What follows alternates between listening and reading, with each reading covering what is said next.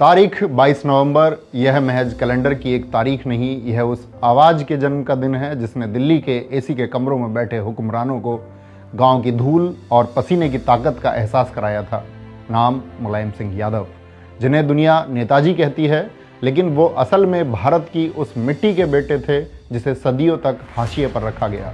वो सैफई के अखाड़े से निकले एक बेहतरीन पहलवान थे, लेकिन उन्होंने कुश्ती सिर्फ मिट्टी पर नहीं लड़ी, उन्होंने कुश्ती लड़ी सियासत के उस अखाड़े में जहां बड़े बड़े रसूखदार भी उनके सामने घुटने टेक देते थे। वो राजनीति में आने से पहले एक शिक्षक यानी मास्टर साहब थे।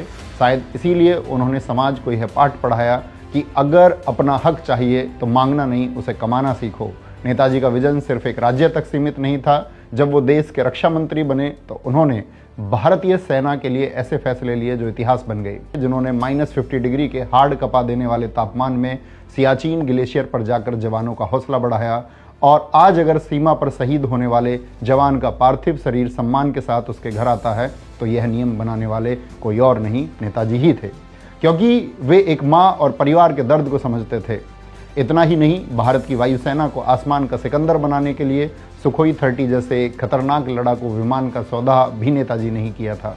चीन और पाकिस्तान की आंखों में आंखें डालकर बात करना उन्होंने ही सिखाया था। नेताजी एक बार, दो बार नहीं बल्कि 3 बार उत्तर प्रदेश के मुख्यमंत्री, 10 बार अलग अलग सीट से विधायक और 7 बार सांसद बने और प्रदेश के बिगड़े हालात को सुधारा।